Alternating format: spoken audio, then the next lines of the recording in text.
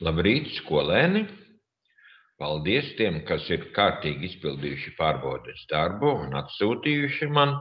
Vērtējumi ir pozitīvi, normāli izpildīti. Neesmu saņēmis darbus gan no Lotes un no Rikārdo. Gaidu jūs vēlākais līdz rītdienas 3:00. Pretējā gadījumā pārbaudes darbā būs vērtējums NV, jeb nav vērtējumu. Laima drusku sajaukusi failus, es ceru, ka tas tā ir. Arī no viņas gaidu sava faila izpildi un atsūtīšanu man. Bet tagad par nākošajiem darbiem. Kā jau teicu iepriekšējā stundā, tad nākošais mūsu temats ir prezentāciju lietotnes.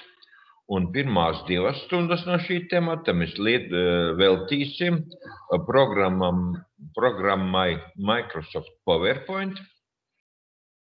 Otras 2 stundas veltīsim dažādu tiešsaistes prezentācijas programmu izmantošanai. Bet tas būs nākošnedēļ. Šonedēļ tātad Microsoft PowerPoint. Un kā tas izpaudīsies? Tas izpaudīsies tā, ka šodien es jums, var teikt, tā demonstrējumu lekciju par atkārtojumu par PowerPoint lietošanu, par galvenajām operācijām, kuras jāpilda PowerPointā. Un uz rītdienas stundu jūs saņemsiet uzdevumu PowerPointam un izpildīsiet saņemto PowerPointa uzdevumu, balstoties uz šodienas atkārtojumā pārstāstīto gan par attēlu ievietošanu, animācijām un tā tālāk. Par to, ko mēs šodien saņemsiet. Uzdevumu rītdienai jau es ielikšu jau mājas darbu sadaļu, mājas uzdevumu sadaļā šodienas stundas uzdotājām jau un gaidīšu prezentāciju līdz rītdienas 15:00, kā parasti no jums. Tā, kas tad vēl? Nu, laikam tad sāksim. Jā.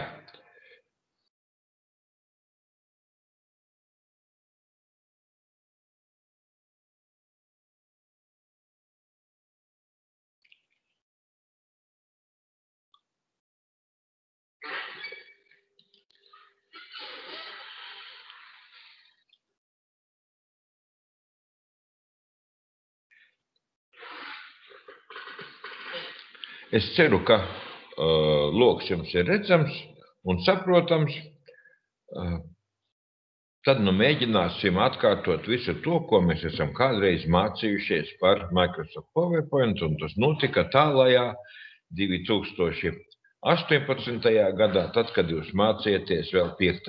klasē. Bet sāksim visu pēc kārtas. Kā jau jūs atcerieties par šo te Microsoft PowerPoint loga uzbūvi, tāpat kā citās programmās mums te ir cilnes, un katra prezentācija mums sastāv no slaidiem, jā, kuru var būt viens un varbūt arī bezgalīgi daudz. Un tātad galvenās lietas, kas mums bija, tad atverot PowerPoint prezentāciju, mums atverās ar virsraksta slaidu, kurā ir lielais virsraksts un apakšvirsraksts, šī gadījumā Microsoft PowerPoint, un apakšvirsraksts atkārtojot. Tāpat labajā apakšējā stūrītī mums ir slaida palielināšanas podziņas, jā, tātad plusiņš un mīnus, kur mēs varam iestatīt, cik lielu uz ekrāna mēs redzam katru slaidu tā veidošanas gaitā, tad, kad mēs tagad strādājam. Un turpat blakus ir tātad dažādi PowerPoint skati, tātad normālais, ja parastais skats un slaidu kārtošanas skats turpat blakus. Ja mēs gribam ieraudzīt visus slaidus vienlaicīgi, kas ir izveidoti, vai viņus samainīt vietām, es pašlaik mainu vietām, ja pirmo pārliku aizmugurītē, un citas darbības. ejam atpakaļ uz pamata skatu. Tātad, un kas tad mums ir otrais slaids, kurā šodienas stundas galvenie temati mums ir pieminēti. Ko tad mēs šodien atkārtosim? Tā, un sāksim ar pirmo lietu, kad slaidiem ir svarīgi, lai viņiem būtu kaut kāds vienots fons, un šis fons var būt vienkārši ievietota krāsa vai ievietota faktūra, vai arī izvēlēts kāds noformējums jeb dizains. Par to drusku vēlāk parunāsim. Bet tagad ar vienkāršo fonu pievienošanu, tad atcerēsimies no 5. klases, ar labo taustiņu mēs noklikšķinājām kādā tukšā vietā slaidā, tad tur, kur nav neviena objekta, un izvēlamies formatēt fonu, un tad fona formatēšana, fona aizpildījums, un tad mēs varējām izvēlēties vai kādu noteiktu toni, vai gradientu aizpildījumu, līdzīgas iespējas, kā mēs darījām tikko Excelī, ja? Vai arī pievienot kādu noteiktu attēlu vai faktūru, tad faktūra tad gatavās kaut kādas sagatavītas Microsoft, vai ievietot failu no datora. Vai arī varam izvēlēties arī kādu raksta aizpildījumu, ja tas ir tajā brīdī mums piemērots. Un tad, kad tas ir izdarīts, tad atliek tikai divas lietiņas, nospiest pareizo podziņu aizvēršanai, lai mēs pieliktu vai nu visiem slaidiem vienādu fonu, vai vienkārši aizvērt, tajā gadījumā paliks tikai pirmajam pievienotajam fonam izvēle. Es izvēlēšos tad, lai tikai pirmajam slaidam ir šāds te fons.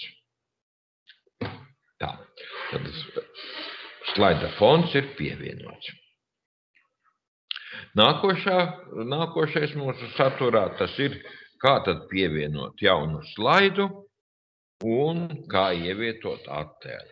Lai pievienotu jaunu slaidu, sākuma cilnē mums ir jāatver lodziņš jauns slaids, jāizvēlas, kāda šī slaida būs izkārtojums, tas tad, kā mēs te redzam, ir 9 veidi izkārtojumiem, virsraksts un saturs, virsraksts un 2 saturi, vai tikai virsraksts, vai pilnīgi tukšs, bez kaut kādiem vieturiem, vai vēl atsevišķi tātad veidiņi saturs ar parakstu vai attēls ar paskaidrojumu, jeb parakstu. Un tātad šī gadījumā mums otrais slaids ir pievienots kā virsraksts un saturs. Tas esmu pievienojis, pievienojot virsrakstu un ieklikšķinot šajā te lociņā es varu pievienot tekstu ar aizzīmēm.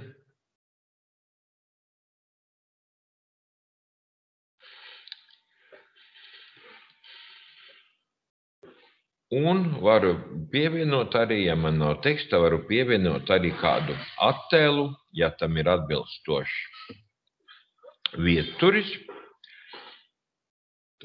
Un attēlu mēs varējām pievienot divējādi. Es ieliku pašlaik vēl vienu failiņu, tad mēs attēlu varējām pievienot šeit, izvēloties ikoniņu, ievietot attēlu no faila, vai arī, tātad es nospiedīšu šo pociņu, tātad mēs redzam savu galeriju, kas mums tur iekšā, un izvēlētos no kādas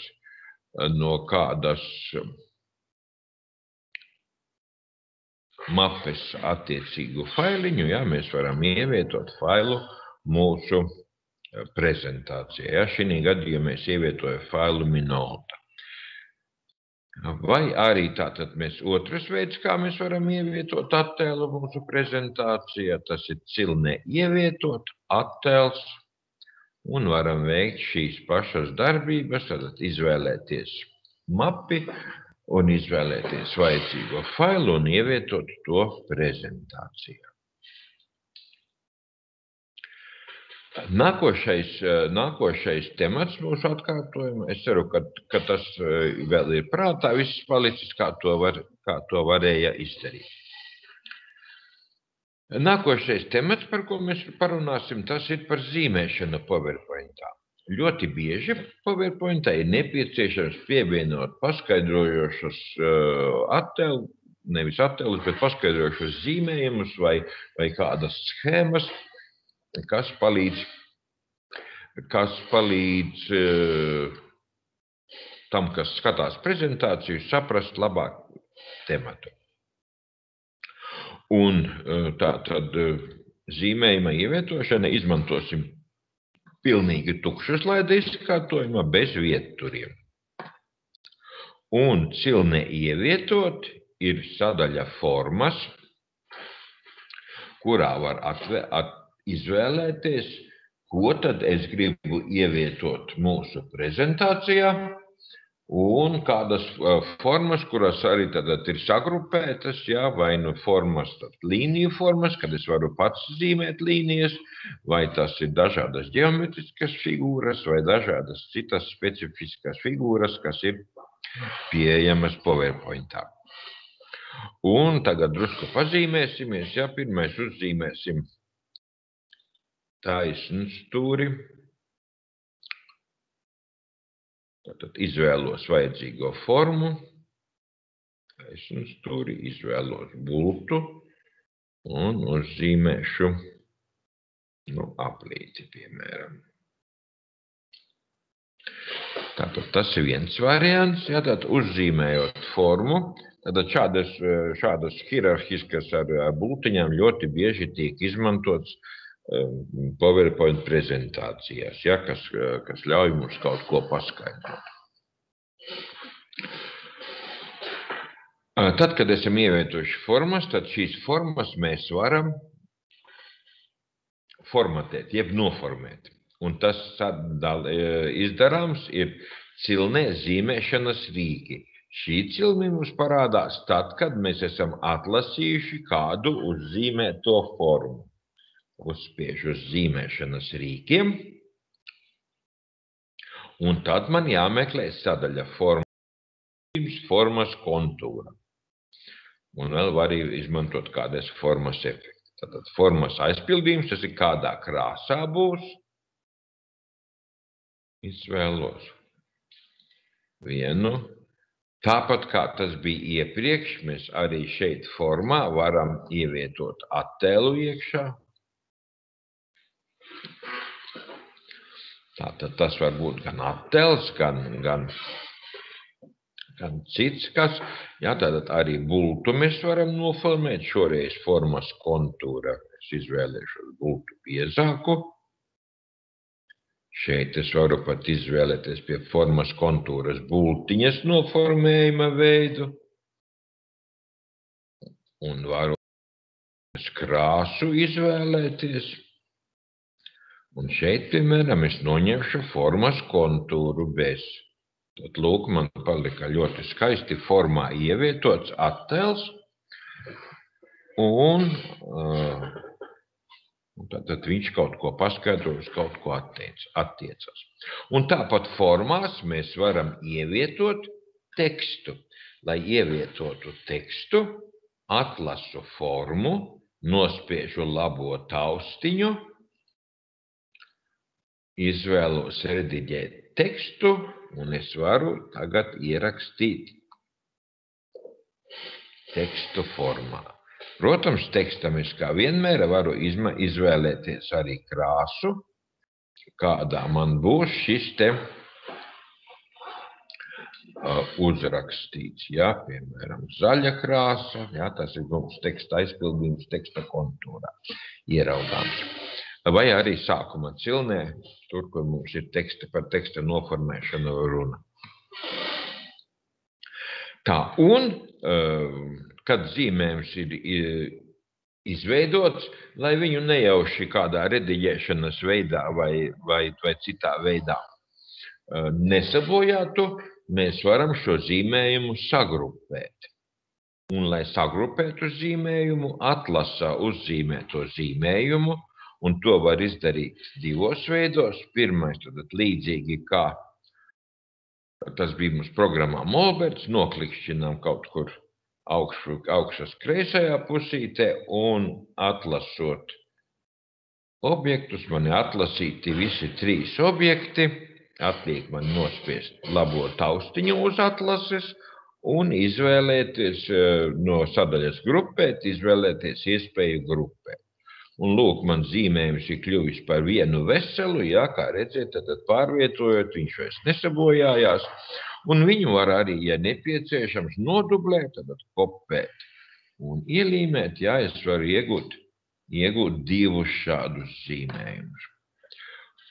Un otrs veids, un tik tāpat kā sagrupējam, tāpat mēs varam arī atgrupēt. Atgrupēju, un man atkal 3 atsevišķi zīmējumi ir iegūti. Jā, tad var pārvietot atsevišķi.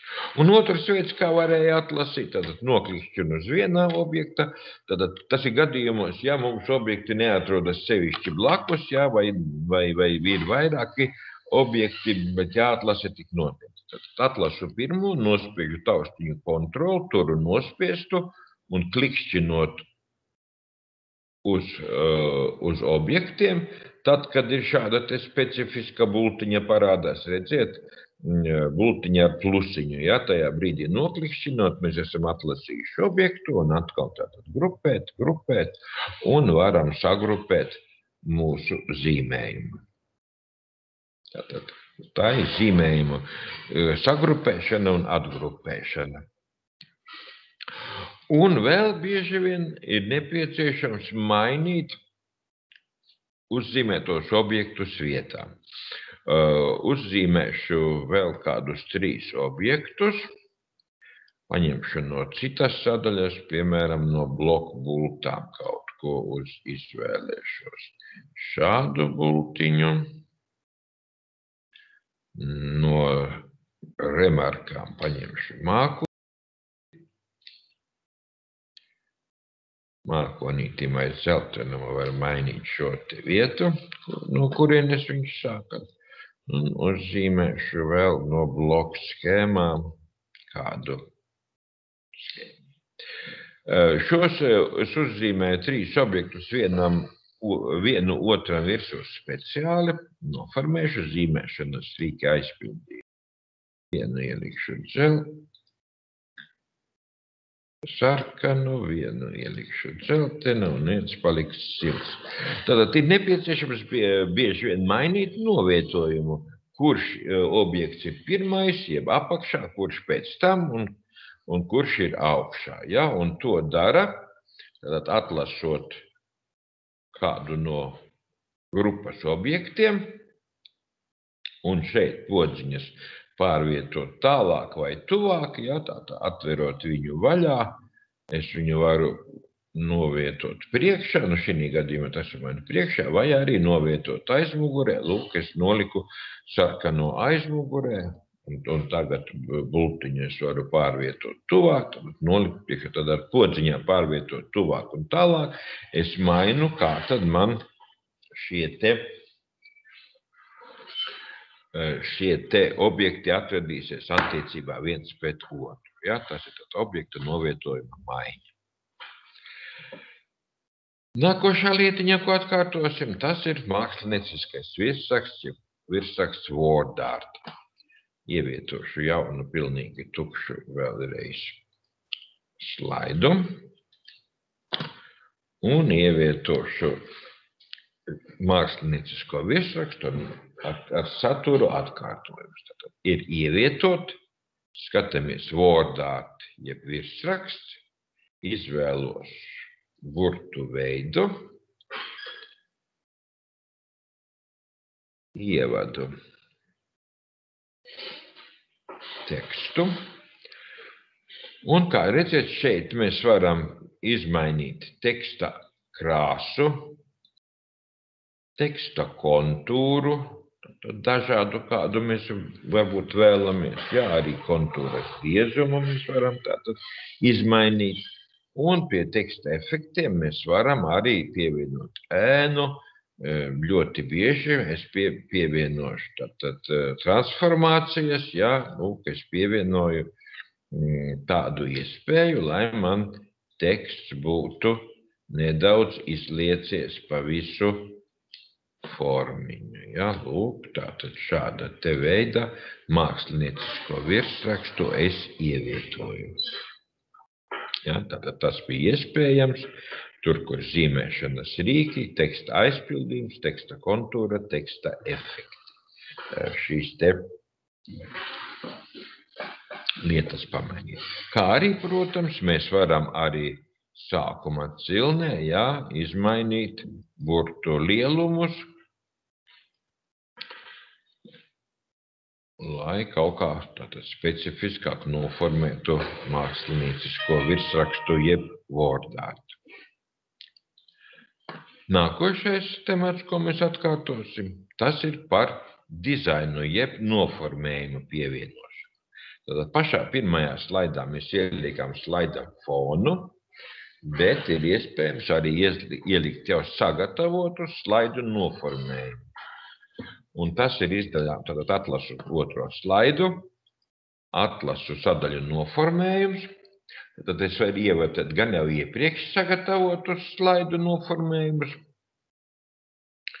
Tātad uzkliķinot uz šīm divām bultiņām es varu iegūt tātad visu sarakstu, kāda te man šeit ir redzami, ja? Un varu arī meklēt dizainus internetā, ja? Vai no cilnes Office.com. Un ievietošu cilni, tad pievienojot katram noformējuma veidu, mums te parādās viņas nosaukums. Ja, piemēram, šeit ir forma Austin, šeit saucās forma izsmalcināts, ja, un kādas citas oficiāls, tātad pievienojot formu. Varu pievienot formu. Pievienojot formu ir jāatcerās, ka pievienojot formu, viņa šādi, kā es tagad izdaru, pievienosies absolūti visiem slaidiem.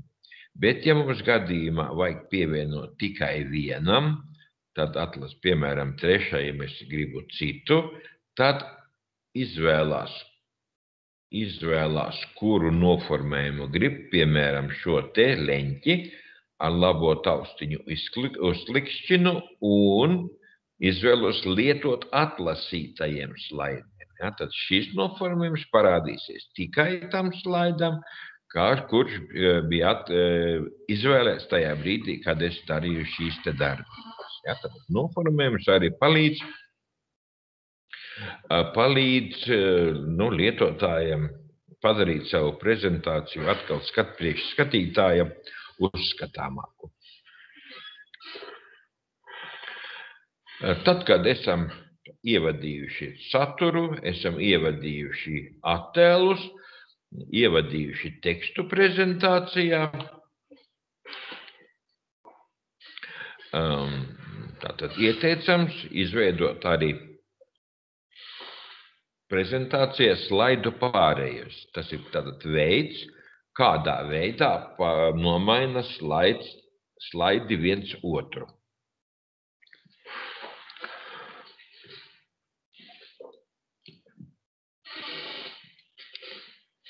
Sāksim ar pirmo slaidu. Tātad es pirmam slaidam uzklikšķinu virsū un uzklikšķinot uz kāda no slaidu pārējais veidiem, ja, tātad mēs varam izvēlēties, kā slaids nomainīs nākošo slaidu. Ja.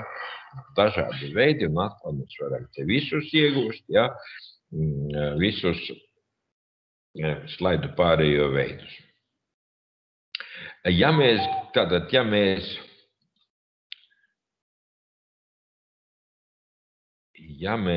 gribam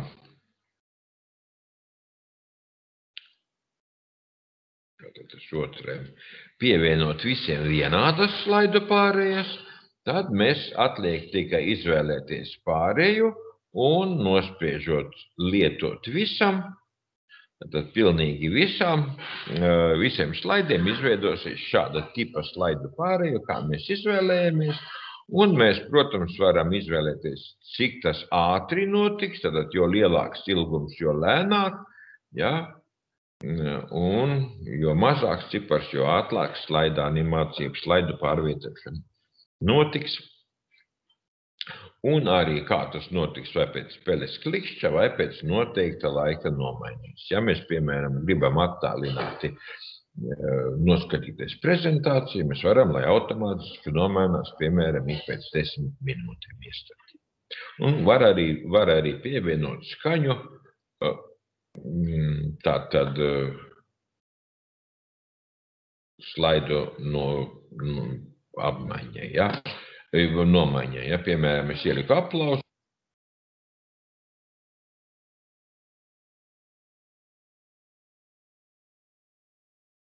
Un slaidiem nomainot viens otru, kā jūs dzirdējāt, tad bija aplausi. Tā. Nākošais, kas palīdz uztvert labāk prezentāciju, tas bija animācijas efekti. Tad animācijas efekti ir cilne animācijas, un animācijas efektu var piešķirt dažādiem objektiem, tad gan teksta lauciņam, gan kādam grafikam, gan zīmējumam. Apskatīsim šos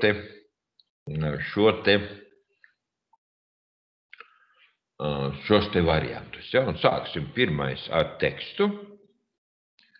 Es atlasīšu pēdējā slaidā, tātad mums bija šodienas atkārtojuma temati, un es pievienošu šim te teksta lauciņam, atlasot teksta lauciņu, pievienošu animācijas efektu, jeb veidu, kādā šis objekts tiek parādīts prezentācijā, tātad cilne animācijas. Es izvēlēšos animācijas veidu ielidošana. Kad animācijas efekts pievienots, mēs viņu varam arī rediģēt, jeb pielāgot. Šī gadījumā manis pievienotajai animācijai, ja, mēs varam izvēlēties, cik ātri tas notiks ilguma lodziņā. Ja. Arī šeit efektu opcijas mēs varam izvēlēties, no kuras puses viņš iebrauks. Es, piemēram, ielikšu, lai iebrauc no kreisās puses. Un vēl var veikt arī specifiskus animācijas efekta pielāgošanas variantus. Un, lai to izmantotu, ir jāieslēdz animācijas cilnē, podziņa animācijas rūts. Redziet, labajā pusītē parādījās animācijas rūts. Atverot pievienoto animāciju. Un izvēloties efekta opcijas, mēs varējām pielāgot, kādā veidā teksts parādās, un tad mēs varam pievienot skaņu. Piemēram, es pievienoju āmura skaņu, un izvēlēties, kā iebrauc mums teksts, ja, katrā rindiņā, vai pa vārdam, vai pa vienam burtam. Es, piemēram, izvēlēšos pa burtam, spiedīšu labi. Nu, izklausās tā, kā es ar rakstām rakstītu, ja. Ja es to ilgumu tātad palielinu, viņš notiek mums lēnāk. Paskatīsimies, kā tas ir. Aplausi noskan. Nu, es pārāk lēnu ievietoju, ja, bet kā redziet, tad man pa vienām burtiņām parādās mans pievienotais teksts, un tas notiek pa vienam burtiņam. Un to pašu var darīt, protams, arī ar zīmējumiem. Es izvēlēšos 4. slaidu parauga prezentāciju, nu, piemēram, izvēloties vienu, otru un 3. objektu, tad es ieliku 3, neieliku, un šeit, un šim, Šim es neieliku. Tātad 3 veidus, kā redzat, šeit ir 3 veidi animācijas, un tātad, ja ir vairākas animācijas mūsu zīmējumā, ja, tad mēs šeit viņas varam arī izmainīt viņu secību pirmkārt, varam vispār noņemt, ja, laiku varam, ja, un lūk šeit pārvietojot animācijas rūtī objektus, es varu izmainīt, kurš būs. Izmainīt sākotnēji iestatīto, kurš parādīsies, kurš pirmais, kurš otrais, ja, un arī citas īpašības. Paskatīsim. Otrais un trešais. Ja, tad bieži vien stāstījumā ir nepieciešams pareizā secībā iekļaut šos uzrakstus, lai tad tas labāk varētu ilustrēt lietotāja stāstījumu. Tā, nu lūk, esam ļoti ātrā tempā pārgājuši pāri mūsu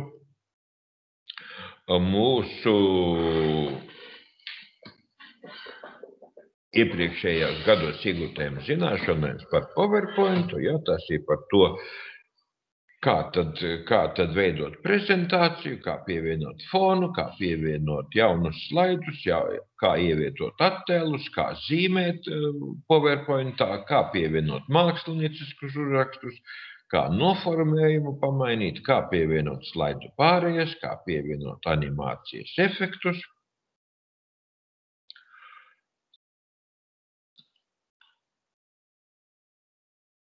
Un, protams, tad tekstu mēs varam ievadīt attiecīgajos teksta lauciņos, kas mums iegājuši, ja, un līdzīgi kā tas bija mums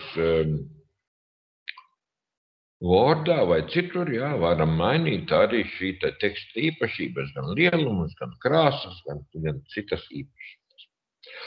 Nu, lūk, atkārtojums tā kā būtu pabeigts, tagad atliek tikai saglabāt, fails saglabāt kā, un es varu saglabāt pie prezentācijām, jā, 7. klasē, ka tas mums ir Microsoft PowerPoint atkārtojums. Un kā jau sacīju, tad šodienas stundiņa līdz ar to mums ir beigusies.